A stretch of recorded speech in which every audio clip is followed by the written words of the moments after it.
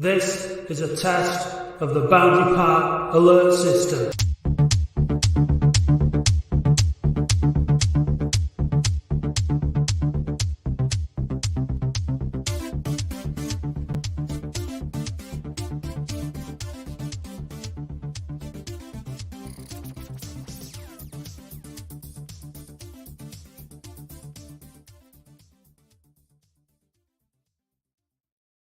Hello and welcome to the Latics Football 40 with me and him. Wagwan.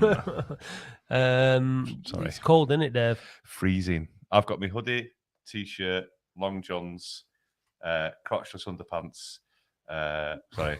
Hopefully everyone can hear us this week. I think I've got the right button pressed, so it should be okay. Give us a thumbs up in the chat if everything is coming through loud and clear. The reason I mentioned that it's cold, Dave, is because next week, are you here next week for the morning? No. I have been called to an important business meeting for a week. Yeah.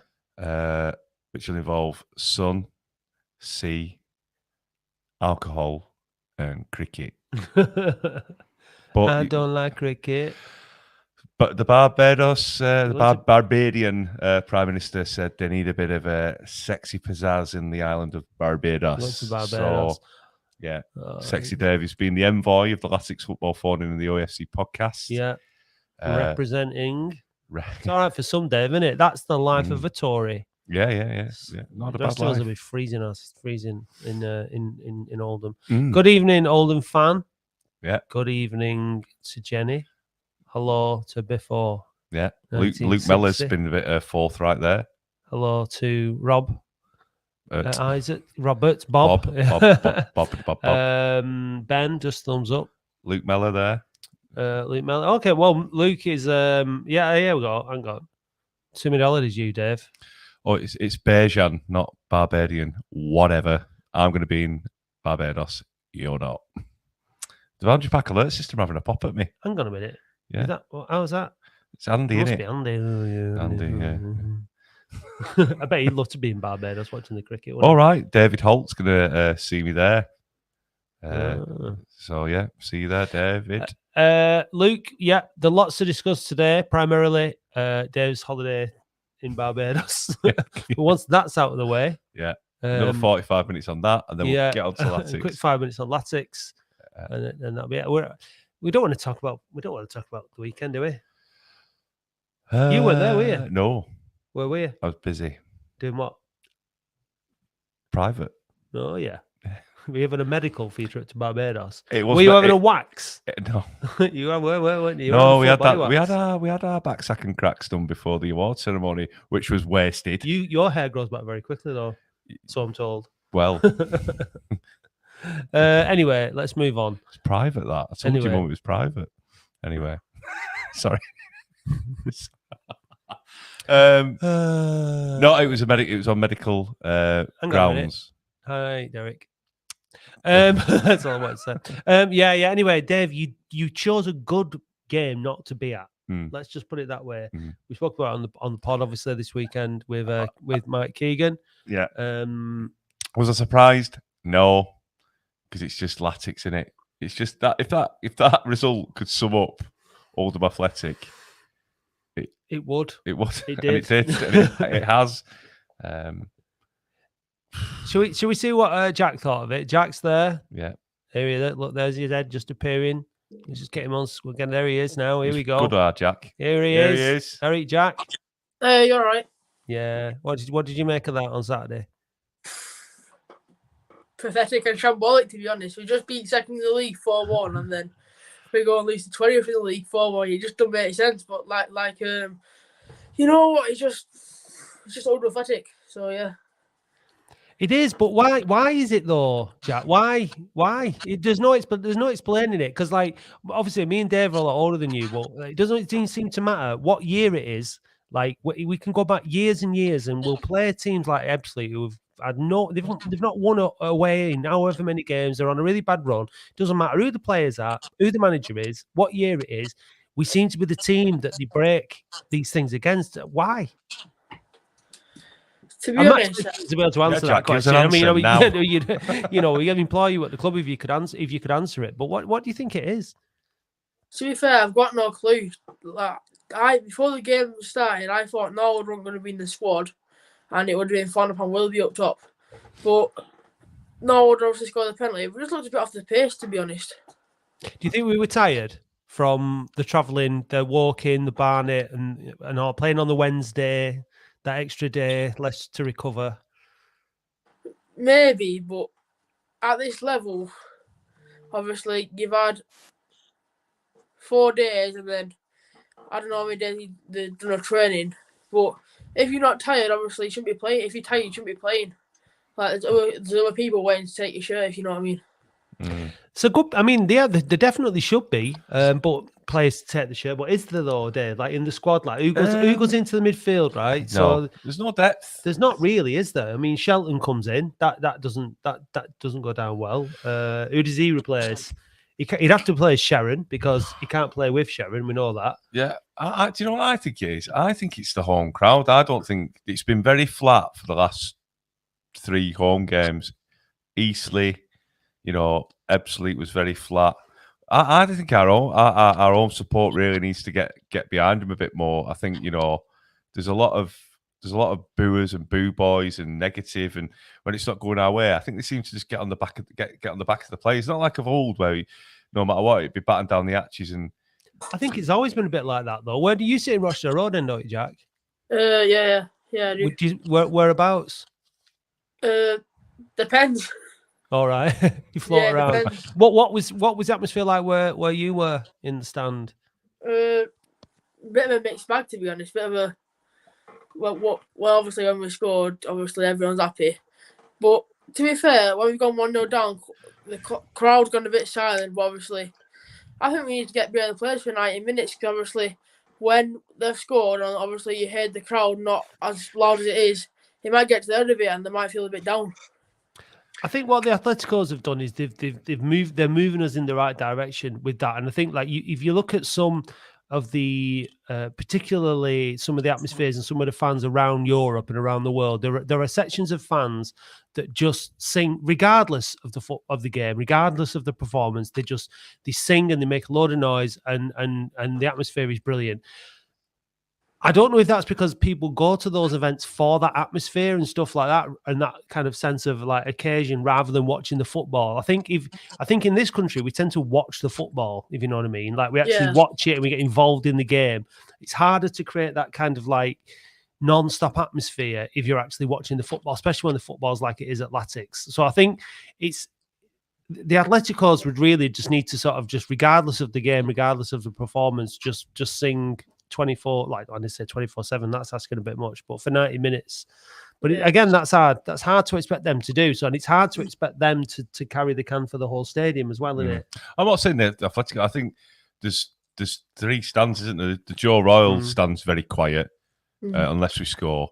The main stand, well, but they get animated when there's a bad decision or a foul.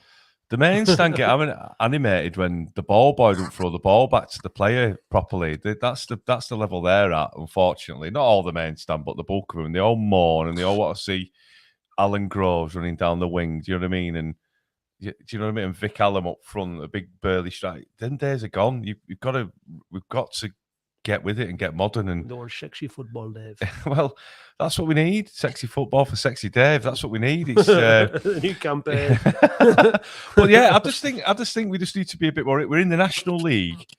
The days, the halcyon days of the getting to the League Cup final and getting promoted on the plastic pitch, they've gone. It's a great history to have, but we really need to get behind the team, and I don't think it's been there. I still think we're sort of hungover from Abdallah as well. I think there's part of that. I think there's a lot of people there who are still suffering from that because the scars haven't healed at all. And I think we've got a long way to go. Winning helps, doesn't it?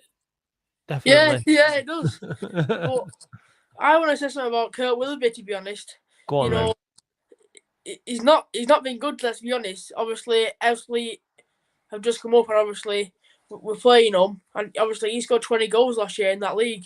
So obviously I think everyone thought, yeah, he should be scoring, but it looked quite rubbish, to be honest. Yeah, had a lot of game time though, has he? I think that's a bit. Everyone's saying he's not good enough at the moment. I don't think he's had enough game time.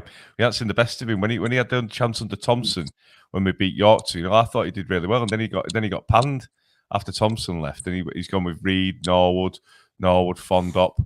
I don't think Willoughby's had a chance. I think a lot of criticism is very unfair to come on in like 80 minutes and try and impact the game when you're chasing a game like he did against Eastleigh. I thought he did well against Eastleigh, but he's not had the time or the opportunities really.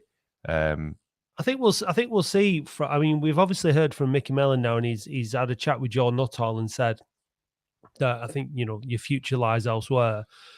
So he's analysing what players are like in training. He's watching what they're like on match days. Presumably, he's not had that conversation with Kurt Willoughby because he hasn't come out and said it. So hopefully, Mickey Mellon sees a player in him and sees what he's like in training. And it was it. Someone said that he was. I can't remember who it was who said he was the best finisher in training. Kurt Willoughby, the best finisher at the Thompson club. said that. Was it? Yeah. So there's obviously something there. I think we just need to be patient with him. He needs to.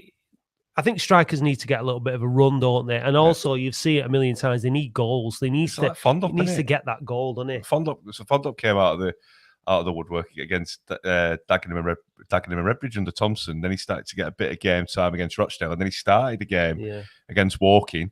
I think that was his first start, wasn't it? He did all right, and then he started. His first one was Solihull, I think, where he got sent off. Yeah, no, but I mean under the new regime. Yeah. And then obviously he started against Barnet, and he was on fire, and I think he was just tired on Saturday. But yeah, I think this guy who is Keith Malloy. The Savoy makes a good point. Oldham can't play on a proper pitch, Dave.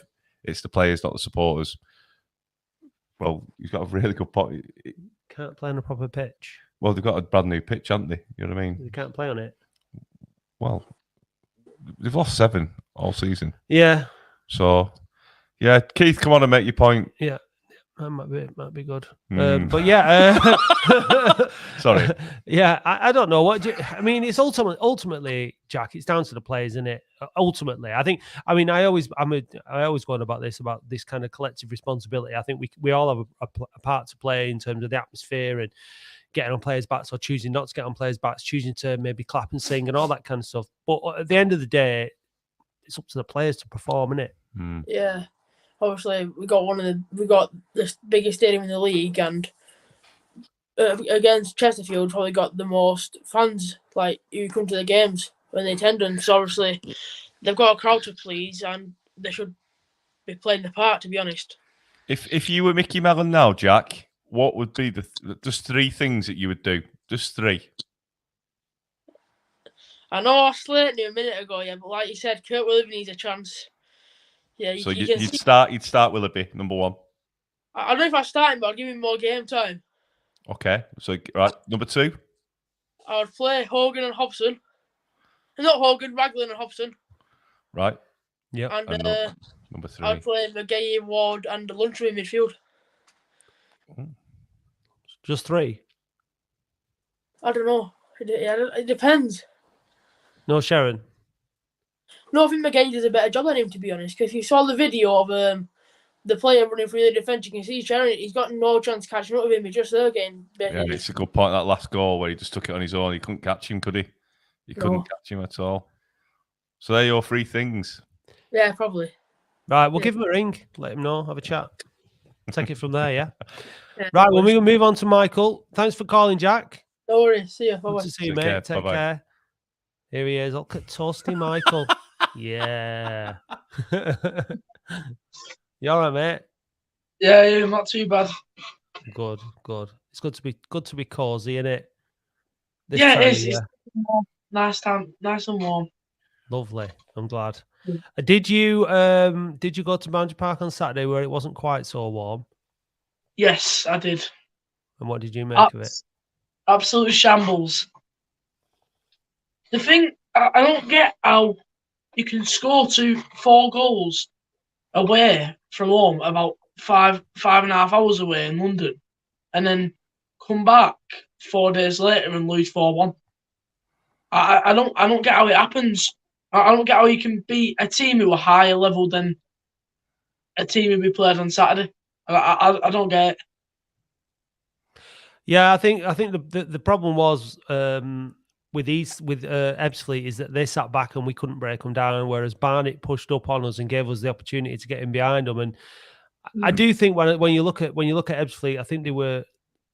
When you look at Latics against Ebbsfleet, they definitely did look tired. The shape was all over the place. They didn't look like from the off like they had it in them, and they could and Ebbsfleet just handled it really well. There's a this here from Robert Cisse. He absolutely bossed it. He bossed it when he played against us for Eastleigh last season as well. He absolutely bossed it in the midfield on Saturday. Unfortunately, we looked bloody hopeless for us when he played for us in League Two. But we played into his hands as well, balls in that he could head, and he was he was comfortable mopping stuff up, and then they were hitting us on the break and playing some good football. But like that last goal that you just mentioned, then they got through us so easy, didn't they? Like they just passed the way through the team so easily. Well, that guy just ran on his own through us, but it was almost like they just kind of like had enough and they just needed a bath and a rest. And I'm hoping now that this week that they've got to recover between now and the game on Saturday is just what they need. What would your starting lineup be? Would you stick to pretty much similar to the team that performed well against Woking and Barnet but didn't do so well against Ebbsfleet, or would you make some changes? No, I don't think it helps playing like normal, like when we played Barnet, he went off. He went off because obviously I don't know what he did or whatever. But if a player's injured on a Wednesday night and you're playing on a Saturday, in my personal opinion, you don't play him. So, but he's just been man of the match and set up 3 goals and scored one. Scored 2.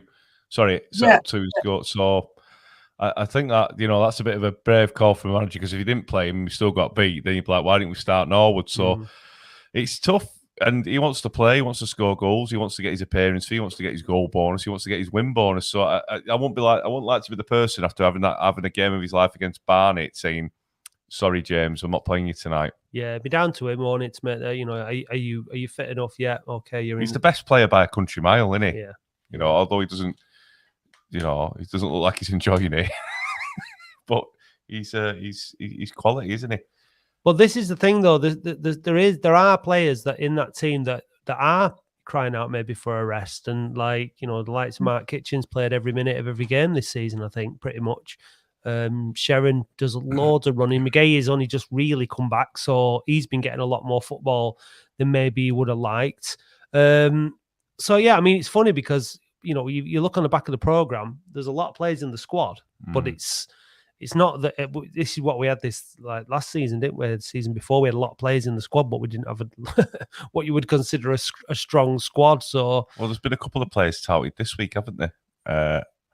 Cole Stockton, Kieran Morris from Tranmere. These are the players that he's allegedly looking at. Well, Mellon will have players that he's played with and that he knows, and Do we need some more signings, Michael? I don't. I don't. I think our midfield, it just like on Saturday, I don't know, it just looked invisible. Yeah, it was rubbish, wasn't it? Was being beat every single header. We just had no urgency. I understand that they played for 4 days before, but I don't know. I just don't understand how you can play that good against a good team and then play that bad against a bad team. Not a bad team, I shouldn't say a bad team, but a team who you'd personally go, "Oh, we're going to beat them," after playing like we did on Wednesday. I think to be fair to you, Michael, like their performances up until Latics, they were a bad team. They were second bottom of the league, and they've been playing really badly. So, it's infuriating that we give them the opportunity to play like that. And I said it on the podcast at the weekend, like against these lower teams, we've struggled this season at home because they've had the desire to win the battles and to earn the right to play, and we've not done it. And that's that will be driving Mickey Mellon absolutely mad, because that's the one thing that managers expect you to do, is to win your battles individually on the pitch and earn the right to play, and they've not done it. And it's They've come. Do you They've think come. Go on. They've come to Boundary Park to do a job, and they've done it. But that's their thing. Where we're playing at home, and we're not doing the job, and I don't know.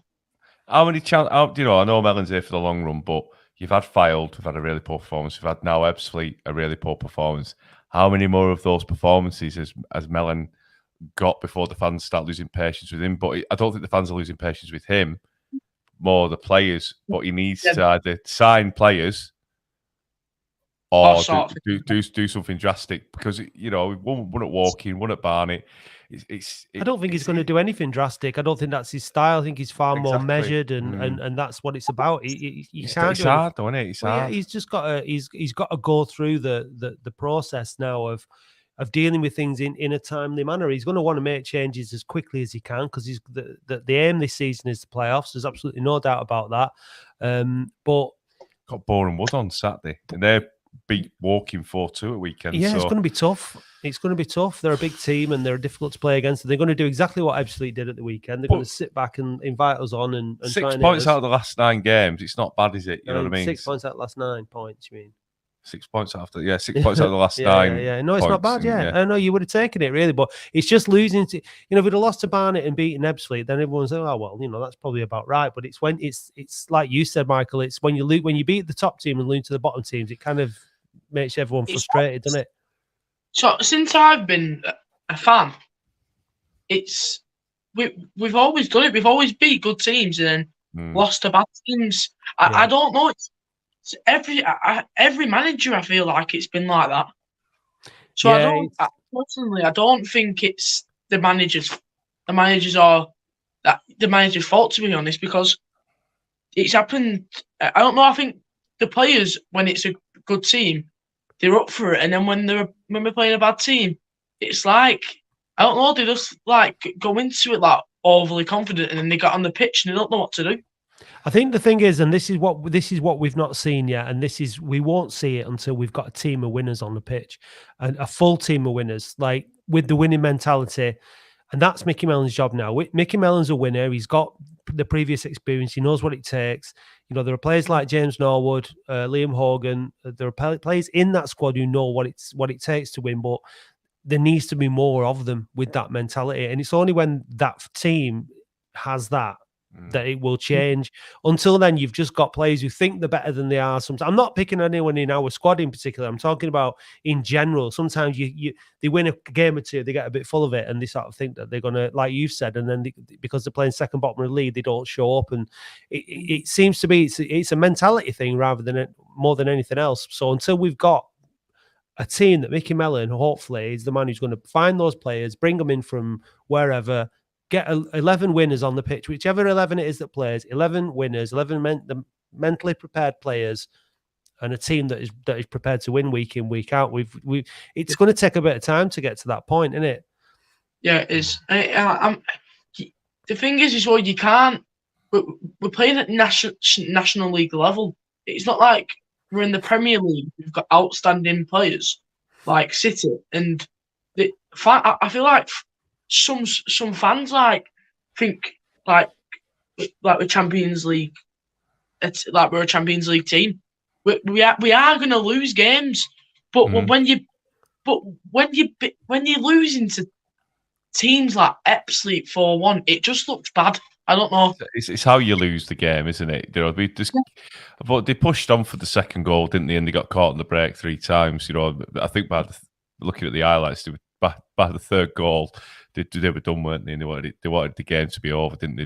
There's no way back, and that's it. It's having those winners in there, isn't it? So, right, guys. Right, thanks for your call, Michael. No worries. Make sure you wear that at the game on Saturday. It's going to be a cold one. I will. All right, mate. See you in a bit. Bye. Right, so listen, guys, it's a football phone-in, which means you have to phone in. We've got Ibby lined up, so Ibby's coming on in a minute, but that's it. So if you want the show to continue this evening, can you give us a call? Because otherwise, it's either we choose to just ramble on or we just go home. don't we? So we need your input for this show to work, guys, and we need different voices, different people to call in and give your opinions. It's it's great that we've got regular callers, but let's have some more. But anyway, before that, let's we have this important announcement.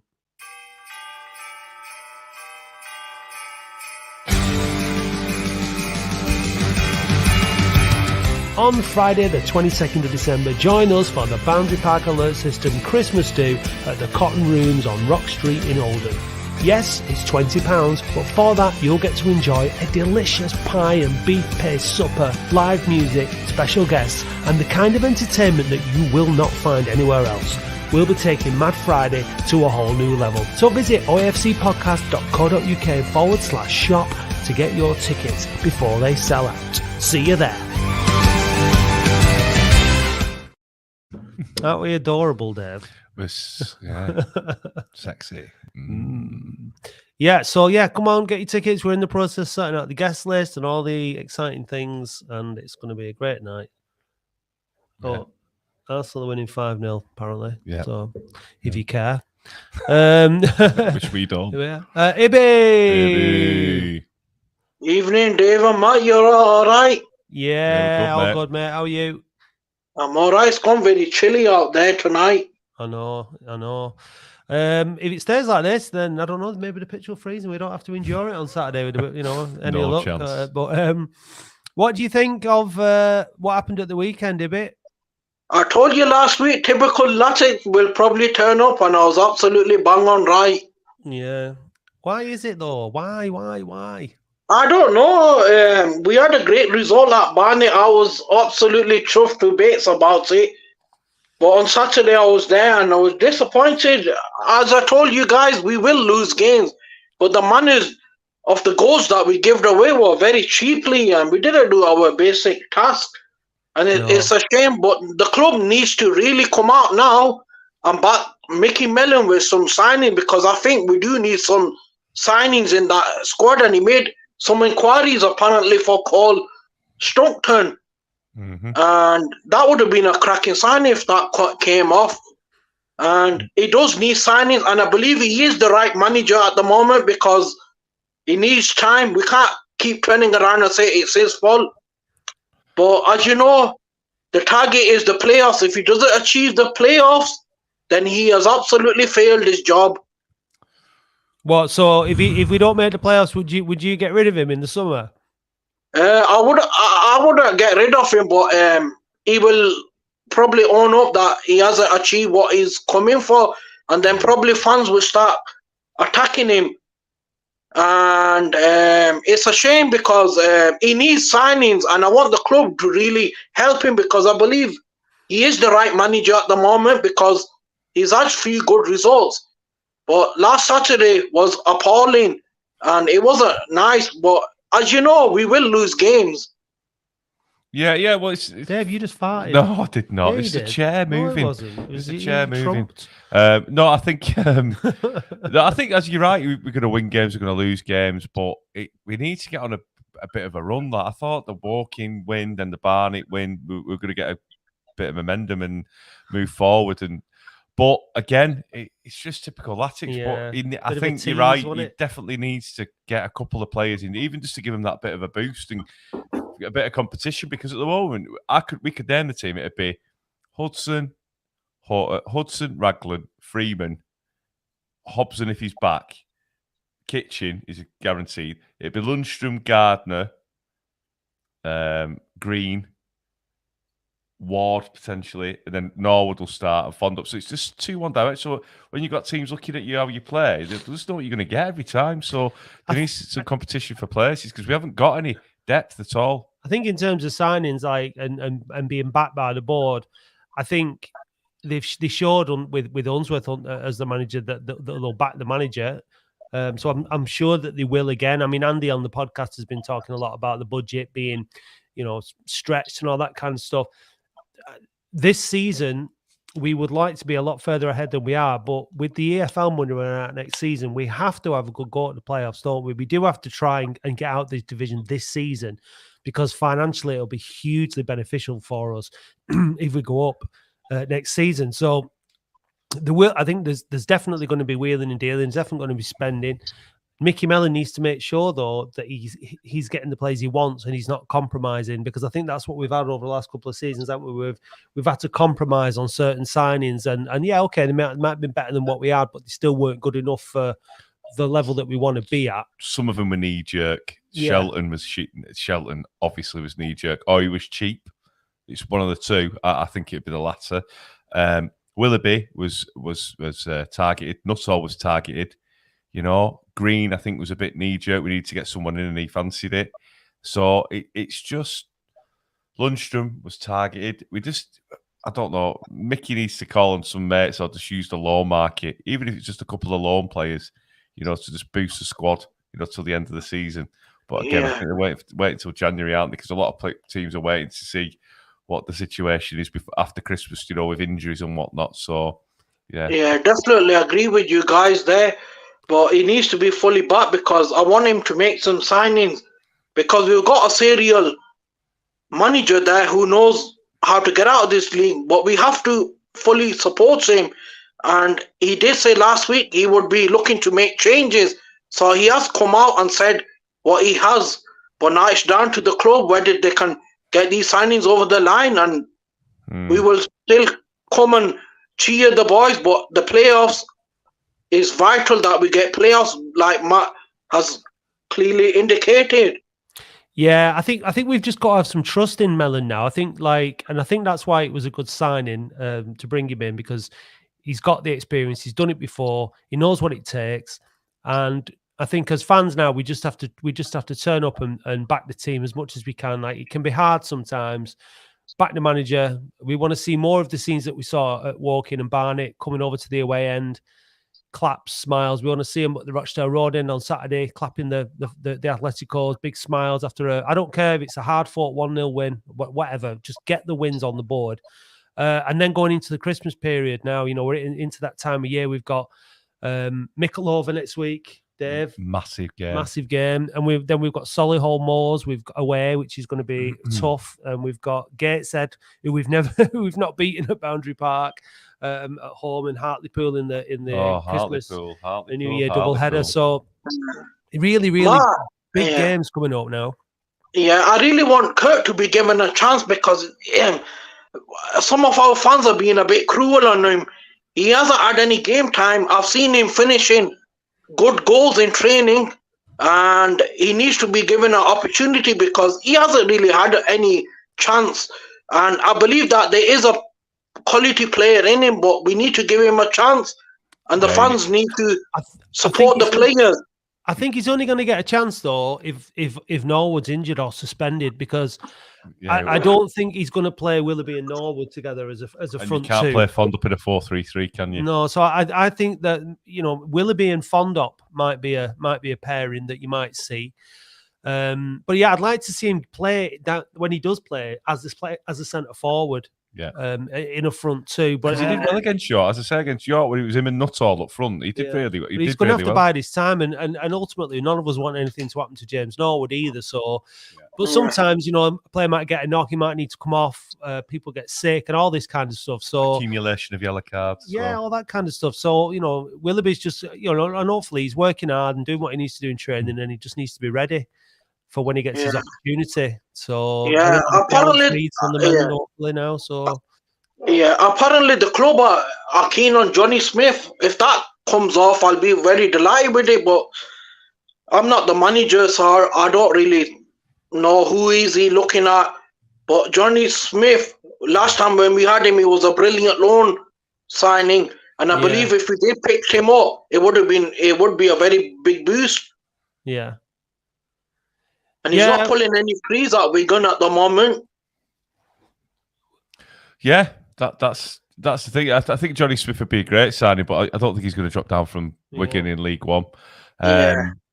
It's going to be a tough. It's all and he's featuring for Wigan as well. So I think that's just a pipe dream, if I'm honest with you. Ultimately, we've got to sign players on proper contracts from divisions above who are you know, and tempt me with money and promise of success. And to be honest with you, I think having someone like James Norwood here is a great way of attracting other players, serious players. You know, that's what it's about. They're gonna, you know, and you know, Norwood's come here, you know, without James Norwood or his equivalent in the squad, and he might have looked at someone like, you know, Charlie Raglan, Leon Hogan, and said, right, okay, they've done it before. Yeah. But the fact that he's here now, that should hopefully attract some better players when we do make those signings. Yeah. So I think we're just gonna have to wait and see what happens. Before I go, I like to wish Frank all the best because he's gone today. Yeah. Yeah, I hope he can get the phone in. Yeah, from his boat. He's listening live now. I hope so. Yeah, I really wish him all the best. It's not a very easy task, and I really wish you lot a very good Christmas if I don't come back on the radio again. You'll be back. Yeah, you'll always be back, mate. You'll always be back. Thanks a bit. Yeah. Thanks a lot, guys. Yeah, Cheers. we echo your support of Frank there. We hope he has a safe and swift journey across the Atlantic. Just say hello to Gaz. All right, Gaz. And Martin Sexy Dave. Yo. Yeah. Yeah. What do you want to say? Bobby Isaacs. Oh yeah. Some sad news this month. 3 Latics fans have passed away, unfortunately. Keith Hilton, Steve Ragg, and Ian McGeary. May they all rest in peace, indeed. So yeah, our thoughts are with you from the phone-in if you watch the phone-in. Yeah, and if you're a friend or family member of any of those three, we send our condolences to you. And yeah, so. Oh, we got a couple more people in the queue now, Dave. So that's good. It's not just me and you talking about your holiday in Barbados. So let's have a chat with our mate Graham, shall we? You all right, Graham? Hi guys. You okay? How are you doing? Yeah, I'm good. I watched the Barnet game. I thought Hallam Hope had a good game when he came on. Yeah, he did. He's Mr. Reliable, isn't he? Hallam Hope. Great finish on that against Barnet. He's quality. He's up and down for me. He's either really good or really poor. There's no in between with him. He works hard, but that's kind of what I mean. He's a grafter, and he's always fit and ready, and his attitude's really good. We just need him to be more consistent, I think. Norwood's pass through was great as well. I mean, yeah, quality. But I'm not disappointed. I'm disappointed about obviously the 4-1 defeat, but I'm not, because it maybe shows them where their weaknesses are. So we can. And I'd rather lose to them than lose to Chesterfield or somebody. Yeah. Well, yeah. Yeah, it's like was it Michael who just said that, the point that he made about that, how we tend to struggle against the poorer teams in the division and do better against the better teams. And I think this is that I made this point on the podcast this weekend about being the underdog and the mentality of it. You know, like against the teams above us in the table, in terms of form and that you're the underdog, aren't you? Yeah. Even though we're the bigger club, but when you play someone like Edsfeet, you're above them in the league. You're a bigger club. They're the underdog, and sometimes being the underdog suits people better than being the and it's like I said on the podcast. You've got to have players who can own the responsibility of being in the biggest team, being at the biggest club in the division. I don't think we've got that yet. I can't remember what one of the three says it, you, Dave, or Andy, but you were saying that every team below us is treating it like a cup final and having a go. Yeah. Yeah. I think the thing is, I said it last week about the quality of this league, that it's the poorest it's been, but in the same respect, anyone can beat anyone on the day. You know, look at how we got a point at Chesterfield is beyond me, because we played so badly. But then we go to Barnet, and I thought we got no chance. I thought we'd be lucky to get a draw, and then we go, but then play against Ebbsfleet and we get battered. But then Aldershot a 7th, and we beat them 5-1 at home. It's just really bizarre. It's the poorest it's ever been, and we need to get in the playoffs to try and get out of it, because as you say, it's a lottery, isn't it? As soon as you get into the playoffs, it's. Ellen is, but when he was at Dundee United, he didn't get back by the board, so he left quite quickly. But he needs to be back. But I mean, I'm sure he will. I'm sure he will have done. To agree a 3-year contract, he must have had demands, and I think he was the number one target, as they keep on saying. So he must have said, "I'm going to have to assess these players." It's going to take. Is it 2 months he's been in the role now? I get the impression that when Mickey Mellon came for an interview, he was interviewing the club as much as they were interviewing him, and that's the right way to do it. You know, you've got to come into an organisation and say, they're sussing each other out. Do you meet my needs? And vice versa. And there's the club, the board don't expect to get out of this division on fresh air. They know that there's going to have to be financial investment in order to get the club out of the division. So that's no one's under any illusions when it comes to that. The thing is now is having a manager that spends the money in the right way. Well, because we've spent a lot of money, haven't we? Yeah, it's not that we haven't spent money. We've not put it in the right places. So the responsibility for that now is on Mickey Mellon. It's like the old Arsenal system. Their fans for years looked at them and seen they needed defenders, but Wenger never noticed that. But only until Arteta came in did they start to build defence, build up, and then they finished second. I mean, Mellon could be the guy for us that does it. Do you think we're trying to wait till this head of recruitment comes in before they make any signings? Because I think that's another thing that's obviously at the back of the board's mind. They need that joined up decision, manager, head of recruitment, and the board. So there's three opinions rather than just two. I don't think it's so much that. I think it's probably more to like in the fact that Mickey Mellon is probably busy. He'll have his contacts and his network, but the head of recruitment and the scouting team are responsible for doing all the scout, going out and doing the legwork and watching the games. The head of recruitment's responsible for recruitment. Yeah. Right. You know what I mean? Mickey Mellon's got more on his plate, is what I'm saying. I'd never guess that, but thanks. Shut up. No, I don't like that. I like the fact. My belief is right. Again, you can say I'm wrong, right? I don't believe three heads are better than one when it comes to the management, because Dave, you might see the player 1 week, Matt, you might go the next week, and they're totally different performances. Yeah. But Yeah. I'm believe the manager says this is who I want, and sends the scout out. His main guy that he's like he's left-handed. If you mean like his assistant manager out and checks, and then because three heads they all have different basically ideas. Do you know what I mean? Yeah, it's we're only surmising what happens, aren't we? Really, we don't actually know. We've got an idea, but again, it's I don't know. I think head of recruitment is a good thing, as long as it's not more Lemsegum. You know what I mean? But I don't know. I don't know what the bloody answer. If I knew what the answer was, we'd be. The answer is time. It's just. That unfortunately is what it's time, patience, and time. Yeah, and obviously the club working hard and working together, having regular meetings, having regular discussions, making a plan, following that plan through. We know through our conversations with people like Darren Royal, very sort of methodical kind of thinker, very serious kind of focused. Like we don't have much experience of dealing with the other members of the board and whatnot, but you can imagine that what it's like. And they're only going to do things if they feel that there's a reason for doing it, and we know that the purpose on the page for the club is doing everything with the ambition of winning football matches. So it's just going to take some time, and I think we've got the right manager, and I think like when you talk about how the club is and how they're going on. How they do things, when you look at Mickey Mellon and how he's been in interviews and how he comes across, it seems like a good match. Do you know what I mean? I feel like there's some compatibility there in the way that they probably go about doing things. So yeah, we just have to wait and hopefully, I think getting a good Christmas for a change would be a big boost for fans. Just a win on Boxing Day. That's all I want. That would just be nice. Well, I want to beat Gateshead as well. Going into Christmas would be nice. So, right, Graham, have you got any more points, mate, before we move on to the next caller? Just one more point. I think Willoughby should be coming on as an impact sub rather than the starting, because if he's starting, I don't think he's ready yet at this level. If he's going to come on as an impact sub, he has to make an impact. Yeah. That's up to him, innit? When he comes on as a sub, I need to be able to use my Holy Willoughby line as well for the podcast. So yeah, that's coming. Anyway, thanks for calling, mate. What's it like up there? Is it freezing? Yeah, we had a bit of snow last night. No lying snow, but some snow.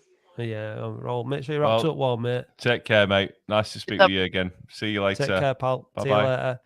Right, we'll come to Darryl in a minute, but we'll have a chat with David first. David. Hello. Gentlemen.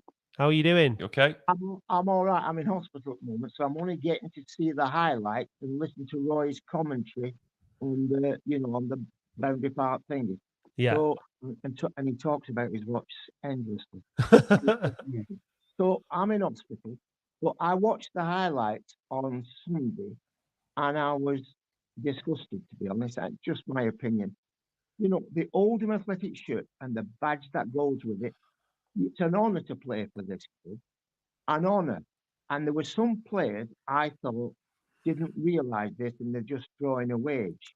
And I think they need to be rooted out and removed because we won well the other week, 4-1 at the second place Barnet, with who's the team I set my standard by. I was going to see how we went on against Barnet, and we did tremendous.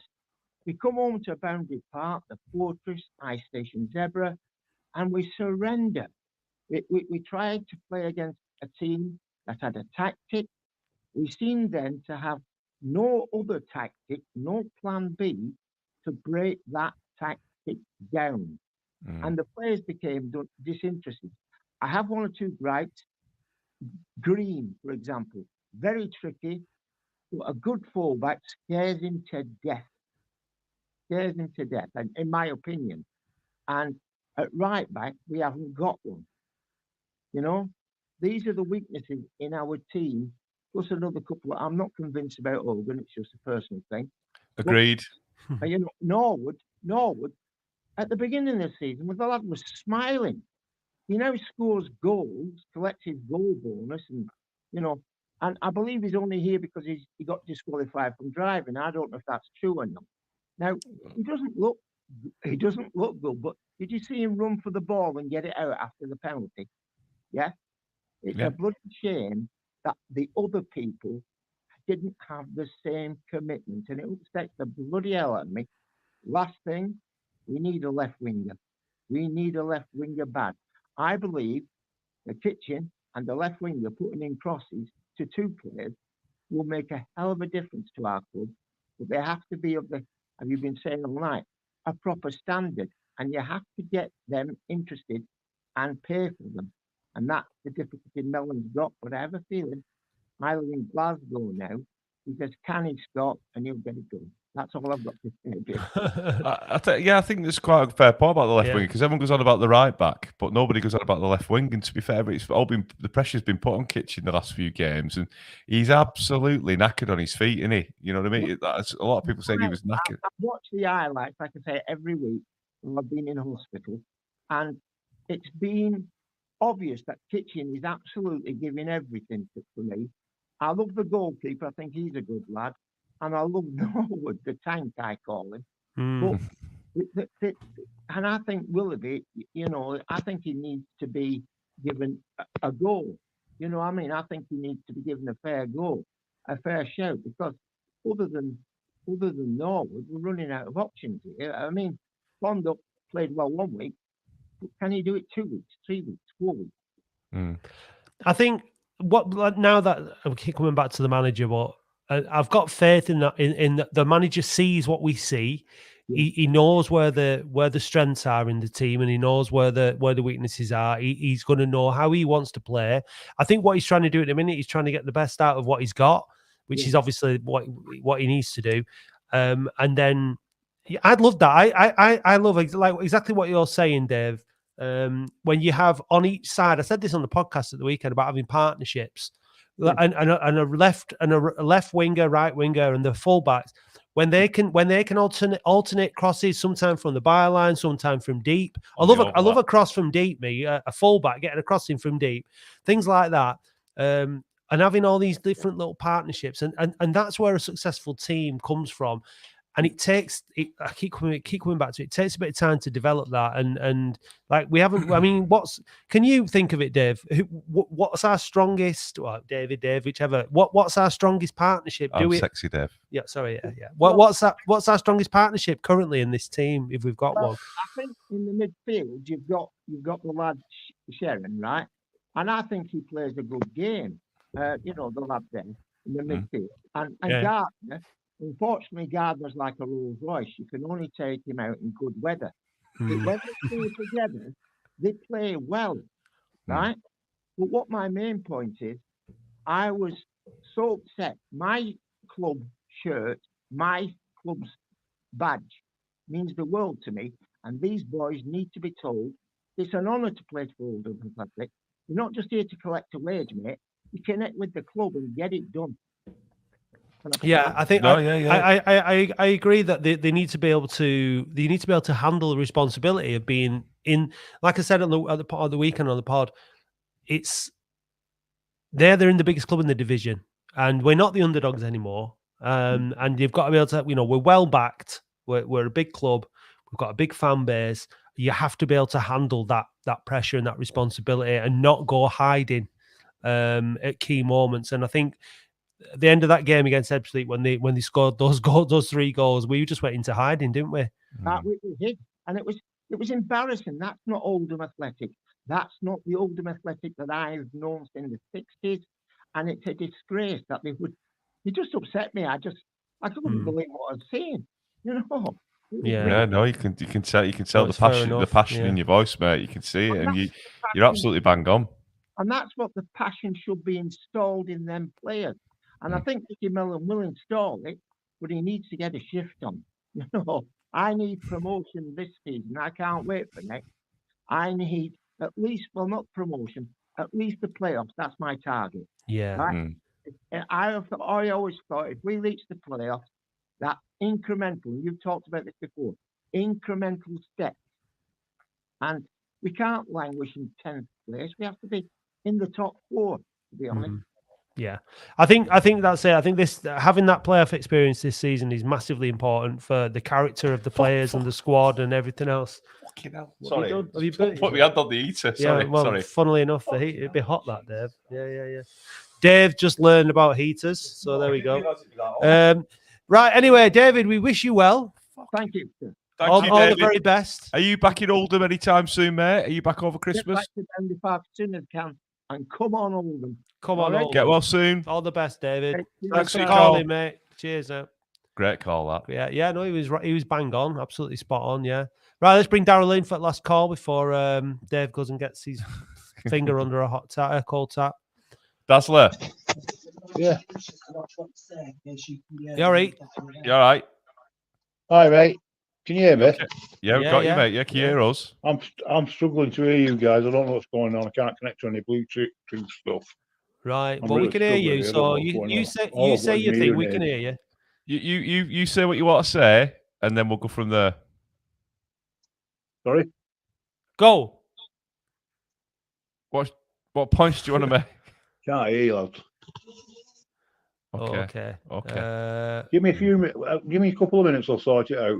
Okay. All Yeah. right. Cool. All Yeah. right. Yeah. Okay. We'll come off there. Right, I think. I mean, players often come in and they say things like, it's great to play for a big club and all that kind of stuff. You tend to hear it, don't you, when they sign and stuff like that. But it's when you get down to the nitty gritty, the brass tacks. You know what I mean? That's when you have to prove it. And when you get down to the bottom of the beef paste jar, you know what I'm going to do? Go on. I'm going to chuck this in. On Friday, the 22nd of December, at the Cotton Rooms, Oldham Athletic Podcast, the Boundary Park Alert System, are having a Christmas party. It'll be fun, entertaining, and very lively, and full of festive cheer. So if you want to come and celebrate with us at our Christmas party on Friday, the 22nd of December at the Cotton Rooms, buy a ticket at www.ofcpodcast.com/shop.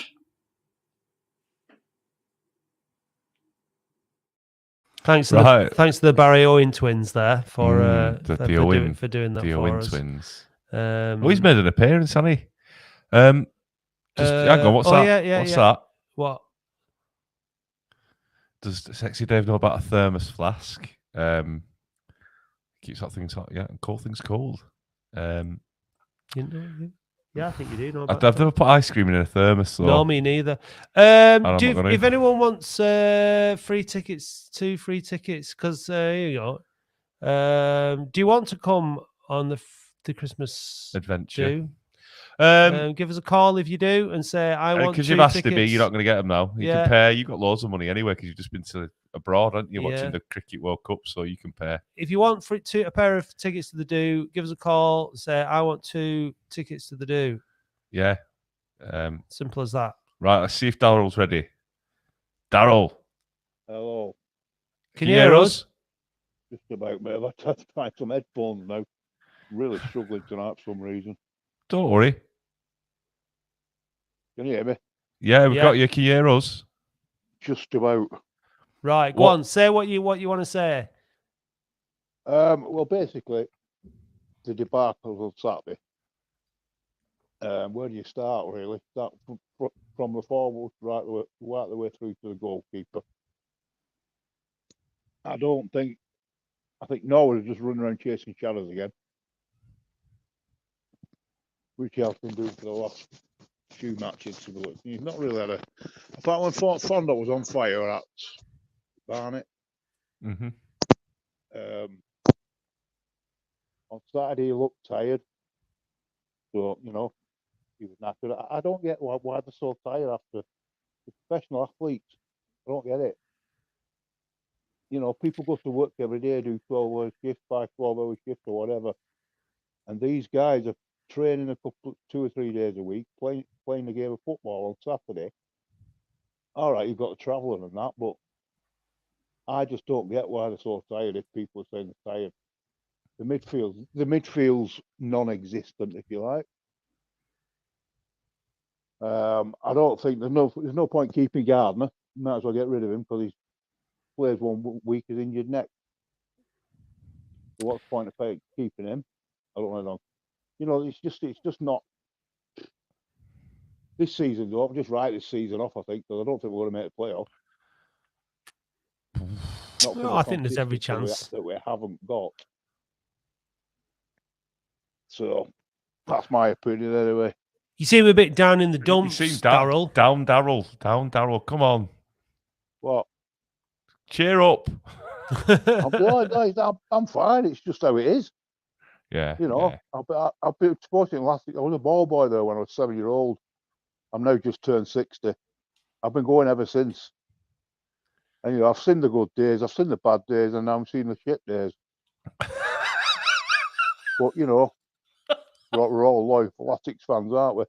I don't you be laughing, Dave. It's just I've seen the good days, seen the bad days, seen the shit days. That's a great. I think we should call that the pod episode. That. I wish I could hear what you were saying. I wish I couldn't hear what you were saying, Dave. Yeah, look, Can I mean, sign language. Well, only swearing. I can, yeah. Only rude. No, I just think. I don't know. It's just typical Oldham, innit? 2 great wins. Brilliant at Barnet. I thought they were fantastic at Barnet. I watched on telly.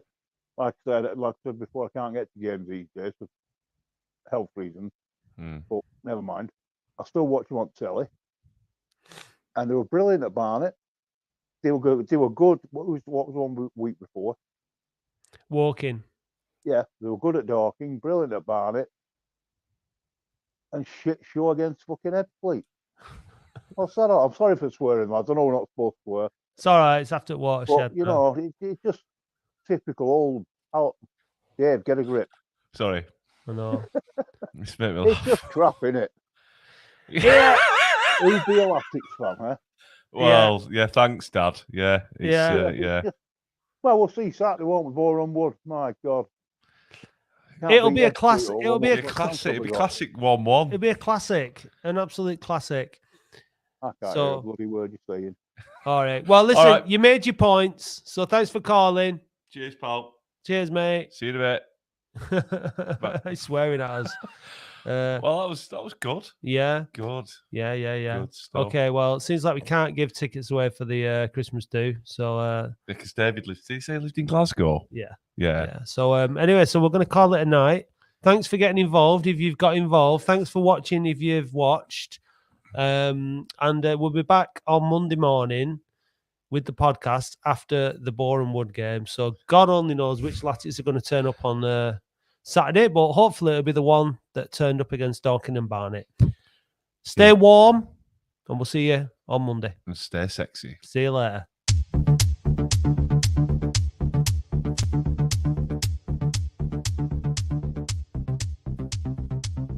Thank you for listening to the Boundary Park Alert System, a QPod production hosted and produced weekly by Matt Dean, Andy Halliwell and Dave Bradley. QPod is Oldham's only dedicated podcast production company, and if you'd like to learn more about how podcasting can help take your brand to the next level, visit kupod.co.uk. A huge thank you goes to all those people who subscribe to the podcast on Spotify. We really appreciate you all. Please visit oafcpodcast.co.uk and click Be a Supporter or find the link in the show notes if you'd like to help us fund the show. It's only $2.99 per month to subscribe, but if you'd rather make a one-off donation, please visit buymeacoffee.com/OAFC podcast or click the link on our website. Don't miss the Latics Football Phone-In every Wednesday live from 8:30pm. Please visit youtube.com/@OAFC podcast and do hit subscribe while you are there. You can also follow and interact with us on Facebook, Twitter, Instagram and TikTok @OAFC podcast. Big thanks go to Eileen Finnegan for writing our excellent weekly blog, which we encourage you to read on our website every Saturday morning, and also to Paul Prendergast for providing us with all the Latics Mind questions. The title music for the show is by Manchester DJ and producer Starion, and for more information visit bandcamp.com/Red Laser Records. If you'd like to be a guest or contribute to the show, we would love to hear from you. Until then, see you next time.